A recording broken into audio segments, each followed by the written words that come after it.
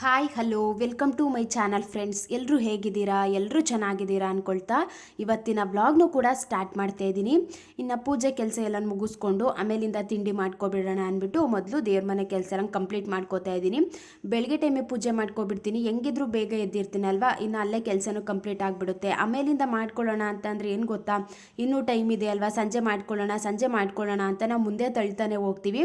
ಸಂಜೆ ಆಯ್ತಾ ಒಂದು ಎನರ್ಜಿ ಲೆವೆಲು ಕಮ್ಮಿ ಆಗುತ್ತೆ, ನಾವು ಅಷ್ಟು ಒಂದು ಆಕ್ಟಿವ್ ಆಗೂ ಕೂಡ ಇರೋದಿಲ್ಲ.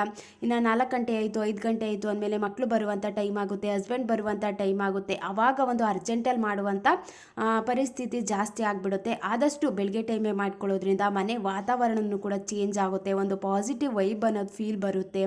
ಆ ಗಂಧದ ಕಡ್ಡಿ ಸ್ಮೆಲ್ ಆಗಿರ್ಬೋದು, ಏನೋ ಒಂದು ರಿಲ್ಯಾಕ್ಸ್ ಅನ್ನೋ ರೀತಿ ಫೀಲ್ ಆಗುತ್ತೆ. ಅದಕ್ಕೋಸ್ಕರ ನಾನು ಆದಷ್ಟು ಬೆಳಗ್ಗೆ ಟೈಮೇ ಮಾಡ್ಕೊಳ್ಳೋದಕ್ಕೆ ಟ್ರೈ ಮಾಡ್ತೀನಿ. ಇನ್ನು ಇವತ್ತಿನ ತಿಂಡಿಗೆ ಅಂದ್ಬಿಟ್ಟು ಸೋಯಾ ಚಂಕ್ಸ್ ಕರಿನ ಮಾಡಿಕೊಂಡು ಅದ್ರ ಜೊತೆ ಚಪಾತಿನೂ ಮಾಡ್ಕೊಬಿಡೋಣ ಅಂದ್ಬಿಟ್ಟು ಎಲ್ಲನೂ ರೆಡಿ ಮಾಡ್ಕೋತಾ ಇದ್ದೀನಿ. ಈ ವಿಡಿಯೋ ಒಂದು ಹೌಸ್ ವೈಫ್ಗಳಿಗೆ ತುಂಬ ಯೂಸ್ಫುಲ್ ಆಗಿರುವಂಥ ವಿಡಿಯೋ. ಯಾರಾದರೂ ವೆಯ್ಟ್ ಲಾಸ್ ಮಾಡಬೇಕು ಅಂದರೆ ಅವ್ರಿಗೂ ಕೂಡ ತುಂಬ ಬೆನಿಫಿಟ್ ಅನ್ನೋದಿದೆ, ಯೂಸ್ ಆಗುವಂಥ ವಿಡಿಯೋನೇ. ನಾವು ಹೌಸ್ ವೈಫ್ಗಳು ಏನು ಮಾಡಿಬಿಡ್ತೀವಿ ಅಂತ ಅಂದರೆ ಕೆಲಸ ಅಂತ ಅಂದ್ಕೊಂಡು ಸರಿಯಾಗಿ ನಮ್ಮ ಆರೋಗ್ಯದ ಕಡೆ ಗಮನ ಅಂತೂ ಕೊಡೋದಕ್ಕೂ ಆಗ್ತಿರಲ್ಲ. ಅಷ್ಟು ಆ ಕೆಲಸ ಮಾಡಬೇಕು, ಈ ಕೆಲಸ ಮಾಡಬೇಕು, ಅದು ಕಂಪ್ಲೀಟ್ ಆಗಿಲ್ಲ ಅಂತ ಒಂದು ಬೇಗ ಕೆಲಸ ಮುಗಿಸ್ಕೊಬಿಡೋಣ ಅನ್ನೋ ರೀತಿ ಏನೇ ಇರ್ತೀವಿ ಅಲ್ವಾ. ಅದರಲ್ಲೂ ಮಕ್ಕಳಾಗ್ಬಿಟ್ರಂತೂ ನಮ್ಮ ಕಡೆ ಗಮನ ಕೊಡೋದು ಫುಲ್ ಕಂಪ್ಲೀಟಾಗಿ ಸ್ವಲ್ಪ ಕಮ್ಮಿನೇ ಮಾಡ್ಕೊಡ್ತೀವಿ. ಮಕ್ಕಳು ಕಡೆ ನೋಡ್ಕೊಳ್ಳುವಂಥದ್ದಾಗಿರ್ಬೋದು, ನಮ್ಮದೇ ಒಂದಿಷ್ಟು ಜವಾಬ್ದಾರಿಗಳು ಅಂತ ಇರುತ್ತೆ. ಇನ್ನು ಅಡುಗೆ ಕೆಲಸ ಆಗಿರ್ಬೋದು, ಮನೆ ಕ್ಲೀನ್ ಆಗಿರ್ಬೋದು, ಯಾರೂ ಕ್ಲೀನ್ ಮಾಡೋರಿಲ್ಲ ಅಂದರೆ ನಾವೇ ಎಲ್ಲನೂ ಮ್ಯಾನೇಜ್ ಮಾಡಬೇಕು ಅಂದಾಗ ಎಲ್ಲ ಕೆಲಸ ಮಾಡಿಬಿಟ್ಟು ಆಮೇಲೆ ತಿಂಡಿ ತಿನ್ನುವಂಥದ್ದಾಗಿರ್ಬೋದು, ಈ ರೀತಿ ಮಿಸ್ಟೇಕ್ಗಳೆಲ್ಲ ಮಾಡ್ತಿರ್ತೀವಿ ಅಲ್ವಾ. ಒಂದು ಒಳ್ಳೆಯ ಹ್ಯಾಬಿಟ್ಸ್ನ, ಒಂದು ಮೈಕ್ರೋ ಹ್ಯಾಬಿಟ್ಸ್ನ ನಮ್ಮಲ್ಲಿ ನಾವು ಬದಲಾವಣೆ ಅಂತ ಮಾಡಿಕೊಂಡಾಗ ಒಂದು ಆರೋಗ್ಯನೂ ಕೂಡ ಚೆನ್ನಾಗಿರುತ್ತೆ, ಒಂದು ಆರೋಗ್ಯದಲ್ಲೂ ಕೂಡ ಒಂದು ಒಳ್ಳೆ ರೀತಿ ಬದಲಾವಣೆ ಆಗುತ್ತೆ. ಒಂದು ಇಡೀ ದಿನ ನಾವು ಚೆನ್ನಾಗಿ ಕೆಲಸ ಮಾಡಬೇಕು ಅಂದಾಗ ನಮ್ಮ ಆರೋಗ್ಯ ಅನ್ನೋದು ತುಂಬ ಇಂಪಾರ್ಟೆಂಟ್ ಆಗುತ್ತೆ ಅಲ್ವಾ. ಎನರ್ಜಿ ಲೆವೆಲ್ ಚೆನ್ನಾಗಿರಬೇಕು, ತುಂಬ ಆ್ಯಕ್ಟಿವ್ ಆಗಿರಬೇಕು ಅಂತ ಅಂದರೆ ಫಸ್ಟು ಆರೋಗ್ಯದ ಕಡೆ ಗಮನನ ಕೊಟ್ಟು ಒಂದಿಷ್ಟು ಒಳ್ಳೆಯ ಹ್ಯಾಬಿಟ್ನ ನಮ್ಮಲ್ಲಿ ನಾವು ಅಳವಡಿಸ್ಕೊಳ್ಳೋದು ಕೂಡ ತುಂಬ ಇಂಪಾರ್ಟೆಂಟ್ ಆಗುತ್ತೆ. ಅದರಲ್ಲಿ ಹೆಣ್ಮಕ್ಳು ಏನು ಅಂತ ಅಂದರೆ ಏಜ್ ಆಯ್ತಾ ಬೇರೆ ತೊಂದರೆಗಳೆಲ್ಲ ಬರಲಿಕ್ಕೆ ಸ್ಟಾರ್ಟ್ ಆಗ್ತವೆ. ಒಂದು 30 ವರ್ಷ ದಾಟ್ತು ಅಂತ ಅಂದರೆ ಒಂದಿಷ್ಟು ಬ್ಯಾಕ್ ಪೇಯ್ನ್ ಆಗಿರ್ಬೋದು, ಸೆಕ್ಷನ್ ಆಗಿದ್ರಂತೂ ಬ್ಯಾಕ್ ಪೇಯ್ನ್ ಅಂತೂ ಕಂಪಲ್ಸರಿ ಬರಲಿಕ್ಕೆ ಸ್ಟಾರ್ಟ್ ಆಗುತ್ತೆ. ಕ್ಯಾಲ್ಶಿಯಂ ತೊಂದರೆ ಆಗಲಿಕ್ಕೆ ಸ್ಟಾರ್ಟ್ ಆಗುತ್ತೆ, ಐರನ್ ಕಂಟೆಂಟ್ ಎಲ್ಲ ಕಮ್ಮಿ ಆಗಲಿಕ್ಕೆ ಸ್ಟಾರ್ಟ್ ಆಗುತ್ತೆ, ಕಾಲು ನೋವಾಗಿರ್ಬೋದು, ಈ ರೀತಿಯೆಲ್ಲ ತುಂಬ ಪ್ರಾಬ್ಲಮ್ಗಳು ಬರಲಿಕ್ಕೆ ಸ್ಟಾರ್ಟ್ ಆಗಿಬಿಡ್ತವೆ. ಆದಷ್ಟು ನಾವು ಇದನ್ನೆಲ್ಲ ಕಂಟ್ರೋಲ್ ಮಾಡ್ಕೋಬೇಕು ಅಂತ ಅಂದರೆ ಫಸ್ಟು ನಾವೊಂದು ಆಹಾರ ಪದ್ಧತಿಲೇ ನಾವು ಕಂಟ್ರೋಲ್ ಮಾಡ್ಕೋಬೇಕು. ಒಂದು ಹೆಲ್ದಿಯಾದ ಲೈಫ್ ಸ್ಟೈಲ್ನ ಲೀಡ್ ಮಾಡುವಂಥದ್ದು ಕೂಡ ತುಂಬಾ ಇಂಪಾರ್ಟೆಂಟ್ ಆಗುತ್ತೆ.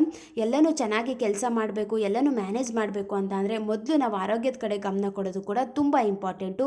ಅದರಲ್ಲಿ ಫಸ್ಟು ಏನು ಅಂತ ಅಂದರೆ ಎದ್ದ ತಕ್ಷಣ ಇಡೀ ದಿನ ನಾವು ಚೆನ್ನಾಗಿರಬೇಕು, ಒಂದು ಆ್ಯಕ್ಟಿವ್ ಆಗಿರಬೇಕು ಅಂತ ಅಂದರೆ ಬೆಳಗಿನ ಟೈಮ್ ಅನ್ನೋದು ತುಂಬ ಒಂದು ಯೂಸ್ ಆಗುವಂಥ ಟೈಮೇ. ಎದ್ದ ತಕ್ಷಣ ಖಾಲಿ ಹೊಟ್ಟೆಯಲ್ಲಿ ಒಂದು ಲೋಟ ನೀರನ್ನ ಕುಡಿಯೋದ್ರಿಂದನೂ ಕೂಡ ತುಂಬ ಒಳ್ಳೆಯದು.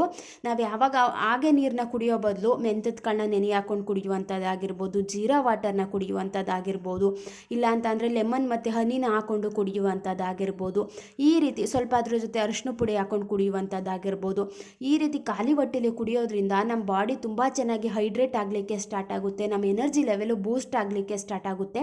ತುಂಬ ಒಂದು ಒಳ್ಳೆ ರೀತಿಯ ಯೂಸಸ್ ಅಂತೂ ಇದೆ.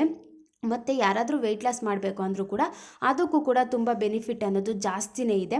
ಇದು ಫಸ್ಟ್ ಪಾಯಿಂಟು. ಎದ್ದ ತಕ್ಷಣ ಖಾಲಿ ಹೊಟ್ಟೆಯಲ್ಲಿ ನೀರನ್ನ ಕುಡಿಯೋದ್ರಿಂದ, ಸ್ವಲ್ಪ ಬಿಸಿ ನೀರನ್ನ ಕುಡಿಯೋದ್ರಿಂದ ನಮ್ಮ ಡೈಜೆಷನ್ ಏನಾದರೂ ಪ್ರಾಬ್ಲಮ್ ಇದೆ, ಕಾನ್ಸ್ಟಿಪೇಷನ್ ಎಲ್ಲ ತೊಂದರೆ ಇರುತ್ತೆ ಅಲ್ವಾ, ಅದಕ್ಕೂ ಕೂಡ ಯೂಸ್ ಆಗುತ್ತೆ. ನಾವು ಕೂಡ ಒಂದು ರೀತಿ ಆ್ಯಕ್ಟಿವ್ ಆಗಲಿಕ್ಕೆ ಸ್ಟಾರ್ಟ್ ಆಗ್ತೀವಿ. ನೆಕ್ಸ್ಟ್ ಪಾಯಿಂಟ್ ಏನು ಅಂತ ಅಂದರೆ ಇಡೀ ದಿನ ಎನರ್ಜಿಯಾಗಿ ಆ್ಯಕ್ಟಿವ್ ಆಗಿರಬೇಕು ಅಂತ ಅಂದರೆ ನಮ್ಮ ಎನರ್ಜಿ ಲೆವೆಲ್ ಎಲ್ಲಿ ಲಾಸ್ ಆಗ್ತಿದೆ, ನಾವು ಸುಮ್ಮನೆ ಎನರ್ಜಿನ ಎಲ್ಲಿ ಡ್ರೈನ್ ಮಾಡ್ಕೋತಾ ಇದ್ದೀವಿ ಅನ್ನೋದನ್ನು ಕೂಡ ಐಡೆಂಟಿಫೈ ಮಾಡ್ಕೋಬೇಕಲ್ವಾ. ಹಾಗೆ ಕೂತ್ಕೊಂಡು ಸುಮ್ಮನೆ ಟೈಮ್ ವೇಸ್ಟ್ ಮಾಡ್ತಿದ್ದೀವ, ಯಾರ ಜೊತೆನಾದರೂ ಮಾತಾಡಿ ಟೈಮ್ ವೇಸ್ಟ್ ಮಾಡ್ತಿದ್ದೀವ, ಫೋನ್ ನೋಡಿ ಮಾತಾಡ್ತಿದ್ದೀವ, ಅದೆಲ್ಲ ನಾವು ಐಡೆಂಟಿಫೈ ಮಾಡಿಕೊಂಡು ಅದ್ರ ಕಡೆ ಗಮನನೂ ಕೊಟ್ಟು ನಾವು ಅದನ್ನು ಒಂದು ಚೇಂಜಸ್ ಅಂತ ಮಾಡ್ಕೊಂಡಾಗಲೂ ಕೂಡ ಇಡೀ ದಿನ ಎನರ್ಜಿಯಾಗಿ ಇರ್ತೀವಿ. ಮತ್ತು ಮೀಲ್ ಪ್ಲ್ಯಾನಿಂಗ್ ಅಂತ ಮಾಡಿಕೊಂಡು ನಾವು ಒಂದು ಕೆಲಸನ ಸ್ಟಾರ್ಟ್ ಮಾಡ್ಕೊಳ್ಳೋದ್ರಿಂದನೂ ಕೂಡ ಎನರ್ಜಿ ಅನ್ನೋದು ಲಾಸ್ ಆಗೋದಿಲ್ಲ, ಜಾಸ್ತಿ ಹೊತ್ತು ಟೈಮ್ ಕೂಡ ವೇಸ್ಟ್ ಆಗೋದಿಲ್ಲ, ನಮಗೂ ಕೂಡ ಸುಸ್ತು ಅನ್ನೋದು ಕೂಡ ಕಮ್ಮಿ ಆಗೋದಿಲ್ಲ, ಬೇಗ ಕೆಲಸ ಮುಗಿಸ್ಕೋಬೋದು. ನಾವು ಯಾವಾಗ ಒಂದು ಪ್ಲ್ಯಾನಿಂಗ್ ಅಂತ ಮಾಡ್ಕೋತೀವಿ, ನಮಗೊಂದು ಕ್ಲಾರಿಟಿ ಅನ್ನೋದು ಚೆನ್ನಾಗಿದ್ದಾಗ ಒಂದು ಹಾಫ್ ಆನ್ ಅವರ್ ಕೆಲಸನ ಒಂದು 1/4 ಗಂಟೆ ಟೈಮಲ್ಲೇ ಮುಗಿಸ್ಕೊಬಿಡ್ತೀವಿ, ಬೇಗ ಮುಗಿಸ್ಕೋತೀವಿ. ಅದು ಇಲ್ಲ ಇದಿಲ್ಲ ಅನ್ನೋ ರೀತಿ ಆಗೋದಿಲ್ಲ, ಕಂಪ್ಲೀಟಾಗಿ ನಾವು ಈಸಿಯಾಗಿ ಅದನ್ನು ಮುಗಿಸ್ಕೊಳ್ಳೋದಕ್ಕೂ ಕೂಡ ಈಸಿ ಆಗುತ್ತೆ. ಒಂದು ಮೀಲ್ ಪ್ಲ್ಯಾನಿಂಗ್ ಅಂತ ನಾವು ತಿಂಡಿ ಮಾಡಬೇಕಾದ್ರೂ ಅಷ್ಟೇ ಮೀಲ್ ಪ್ಲ್ಯಾನಿಂಗ್ ಅಂತ ಮಾಡ್ಕೊಳ್ಳೋದು ತುಂಬ ಒಳ್ಳೆಯದು. ಇದು ಸೆಕೆಂಡ್ ಪಾಯಿಂಟು. ನೆಕ್ಸ್ಟ್ ನೆಕ್ಸ್ಟು ಏನು ಅಂತ ಅಂದರೆ ತಿಂಡಿ ಮಾಡೋಕ್ಕಿಂತ ಮುಂಚೆ ಮಧ್ಯಾಹ್ನ ಊಟ ಮಾಡೋಕ್ಕಿಂತ ಮುಂಚೆ ನಾವು 10 ನಿಮಿಷ ವಾಕಿಂಗ್ ಮಾಡಿಕೊಂಡು ಆಮೇಲೆ ತಿಂಡಿ ಮಾಡುವಂಥ ಅಭ್ಯಾಸನ ಫಾಲೋ ಮಾಡ್ಕೊಳ್ಳೋದ್ರಿಂದನೂ ಕೂಡ ತುಂಬ ಒಳ್ಳೆಯ ಯೂಸಸ್ ಅಂತೂ ಇದೆ.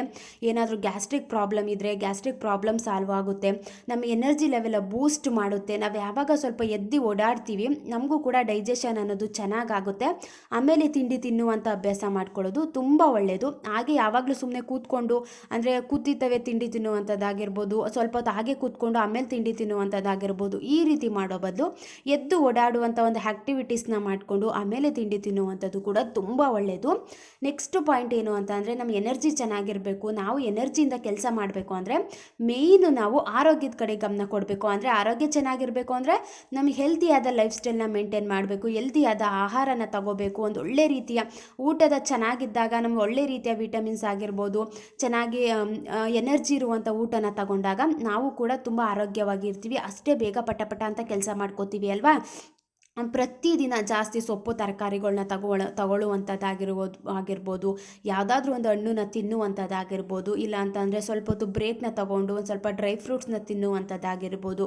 ಈ ರೀತಿ ನಮ್ಮ ಆರೋಗ್ಯಕ್ಕೆ ಏನು ಒಳ್ಳೆಯದು ಅಂತ ಅನಿಸುತ್ತೆ, ಇದನ್ನು ತಿಂದರೆ ನನಗೆ ಏನೋ ಒಂದು ಎನರ್ಜಿ ಅನ್ನೋದು ಬರುತ್ತೆ, ಅದು ಕೂಡ ಒಳ್ಳೆ ರೀತಿಯ ಆಹಾರನೇ ಅಂದಾಗ ಅದನ್ನು ತಗೊಳ್ಳುವಂಥದ್ದು ಕೂಡ ತುಂಬ ಇಂಪಾರ್ಟೆಂಟು. ನಾವು ಕೆಲಸ ಅಂತ ಅಂದ್ಕೊಂಡೆ ಕೆಲಸದ ಮೇಲೆ ಗಮನ ಕೊಟ್ಬಿಟ್ಟು ನಮ್ಮ ಆಹಾರನ ಸರಿಯಾಗಿ ತಿಂದನೇ ನಮ್ಮ ಆರೋಗ್ಯನ ಕೆಡಿಸ್ಕೊಬಿಟ್ಟು ಆಮೇಲೆ ಅನಿಸುತ್ತೆ ಸರಿಯಾಗಿ ನನ್ನ ಹೆಲ್ತ್ನ ನೋಡ್ಕೋಬೇಕಿತ್ತು, ಈ ರೀತಿ ಮಿಸ್ಟೇಕ್ ಎಲ್ಲ ನನ್ನಿಂದನೇ ನಾನೇ ಮಾಡಿಕೊಂಡೆ, ಕೆಲಸದ ಮಧ್ಯೆ ಸ್ವಲ್ಪ ಬ್ರೇಕ್ನ ತಗೊಂಡು ನನ್ನ ಆಹಾರ ಪದ್ಧತಿನೂ ಸ್ವಲ್ಪ ಚೇಂಜ್ ಮಾಡ್ಕೋಬೇಕಿತ್ತು ಅನ್ನೋದು ಕೂಡ ಆಮೇಲೆ ಒಂದು ರೀತಿ ಫೀಲ್ ಆಗಲಿಕ್ಕೆ ಸ್ಟಾರ್ಟ್ ಆಗಿಬಿಡುತ್ತೆ. ಆದಷ್ಟು ಇಡೀ ದಿನದಲ್ಲಿ ಒಂದು ಯಾವುದಾದ್ರೂ ಒಂದು ಹಣ್ಣನ್ನ ತಿನ್ನುವಂಥದ್ದಾಗಿರ್ಬೋದು, ಅತಿ ಹೆಚ್ಚು ಗ್ರೀನ್ ವೆಜಿಟೇಬಲ್ಸ್ನ ಬಳಸುವಂಥದ್ದಾಗಿರ್ಬೋದು, ಈ ರೀತಿ ಎಲ್ಲ ಚೇಂಜ್ ಮಾಡ್ಕೊಳ್ಳೋದ್ರಿಂದನೂ ಕೂಡ ನಮ್ಮ ವೆಯ್ಟ್ ಲಾಸ್ ಅನ್ನೋದು ಕೂಡ ಕಮ್ಮಿ ಆಗುತ್ತೆ, ನಮ್ಮ ಹೆಲ್ತ್ ಕೂಡ ಚೆನ್ನಾಗಿರಲಿಕ್ಕೆ ಸ್ಟಾರ್ಟ್ ಆಗುತ್ತೆ, ಇಡೀ ದಿನ ಆ್ಯಕ್ಟಿವ್ ಆಗಿರ್ಬೋದು. ಇವಾಗ ಅಬ್ಸರ್ವ್ ಮಾಡಿ ನಮಗೇನೋ ಒಂದು ಇಷ್ಟ ಆಗಿರುವಂಥ ಊಟ ಮಾಡಿಬಿಟ್ವಿ, ಬೆಳಿಗ್ಗೆ ಎದ್ದು ತಕ್ಷಣ ತಿಂಡಿ ತಿನ್ಬಿಟ್ವಿ ಅಂದರೆ ಒಂದು ರೀತಿ ಎನರ್ಜಿ ಅನ್ನೋದು ಜಾಸ್ತಿ ಆಗಿಬಿಡುತ್ತೆ, ಖುಷಿ ಅನ್ನೋದು ಜಾಸ್ತಿ ಆಗುತ್ತೆ. ನಾವು ಯಾವಾಗ ಖುಷಿಯಾಗಿರಲಿಕ್ಕೆ ಸ್ಟಾರ್ಟ್ ಆಗ್ತೀವಿ ಮನಸ್ಸಿಗೂ ಕೂಡ ಏನೋ ಒಂದು ರೀತಿ ನೆಕ್ಸ್ಟ್ ಏನಾದರೂ ಕೆಲಸ ಮಾಡೋಣ, ಕೂತ್ಕೊಳ್ಳೋದು ಬೇಡ, ಸುಮ್ಮನೆ ಟೈಮ್ ವೇಸ್ಟ್ ಮಾಡೋದು ಬೇಡ ಅನ್ನೋ ರೀತಿ ಫೀಲ್ ಅಂತೂ ಬಂದೇ ಬರುತ್ತೆ ಅಲ್ವಾ. ಅದಕ್ಕೋಸ್ಕರ ನಾವು ಒಂದು ಒಳ್ಳೆ ರೀತಿಯ ಊಟ ಮಾಡೋದ್ರಿಂದನೂ ಕೂಡ ನಾವು ತುಂಬ ಚೆನ್ನಾಗಿ ಆರೋಗ್ಯನ ಕಾಪಾಡ್ಕೋಬೋದು, ಇಡೀ ದಿನ ಒಂದು ಆ್ಯಕ್ಟಿವ್ ಆಗಿರೋದಕ್ಕೂ ಕೂಡ ಇದು ಹೆಲ್ಪ್ ಆಗುತ್ತೆ. ನೆಕ್ಸ್ಟ್ ಪಾಯಿಂಟ್ ಏನು ಅಂತ ಅಂದರೆ ಸ್ವಲ್ಪ ಹೊತ್ತಾದರೂ ನಾವು ಬಿಸಿಲಿಗೆ ನಮ್ಮನ್ನು ನಾವು ಎಕ್ಸ್ಪೋಸ್ ಮಾಡ್ಕೊಳ್ಳೋದು ತುಂಬ ಇಂಪಾರ್ಟೆಂಟು.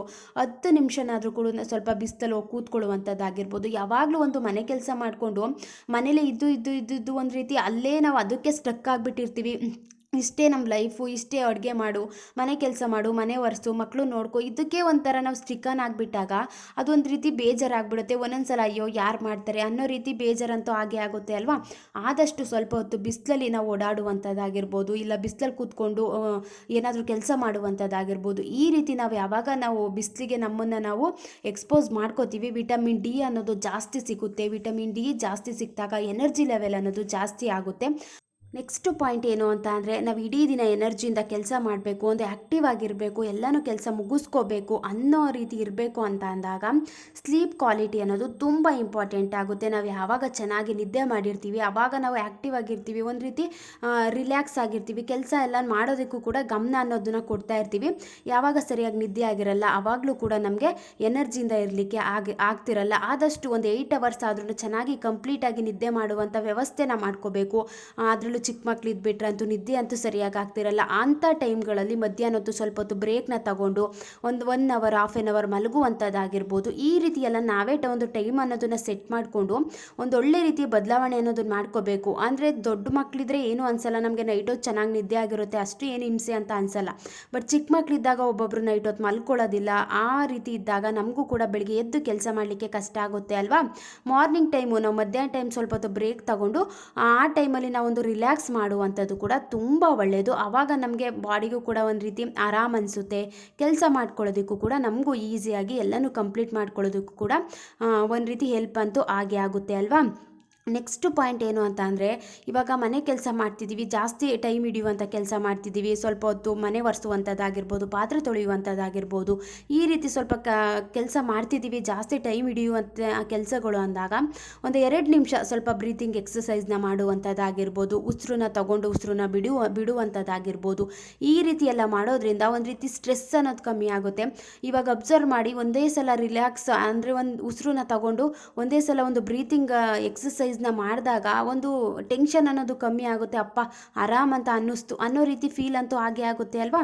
ಈ ರೀತಿ ಒಂದು 2 ನಿಮಿಷ ಬ್ರೀತಿಂಗ್ ಎಕ್ಸಸೈಸ್ ಮಾಡೋದ್ರಿಂದನೂ ಕೂಡ ನಮ್ಮ ಸ್ಟ್ರೆಸ್ ಲೆವೆಲ್ನ ಕಮ್ಮಿ ಮಾಡ್ಕೋಬೋದು. ಒಂದು ರೀತಿ ಆ್ಯಕ್ಟಿವ್ ಆಗಿರೋದಕ್ಕೂ ಕೂಡ ಇದು ಯೂಸ್ ಆಗುತ್ತೆ. ಎನರ್ಜಿ ಲೆವೆಲ್ನ ನಾವು ಅದೇ ರೀತಿ ಮೇಂಟೈನ್ ಮಾಡಿಕೊಂಡು ಮುಂದೆ ಕೆಲಸ ಮಾಡಲಿಕ್ಕೂ ಕೂಡ ಹೆಲ್ಪ್ ಅಂತೂ ಹಾಗೆ ಆಗುತ್ತೆ.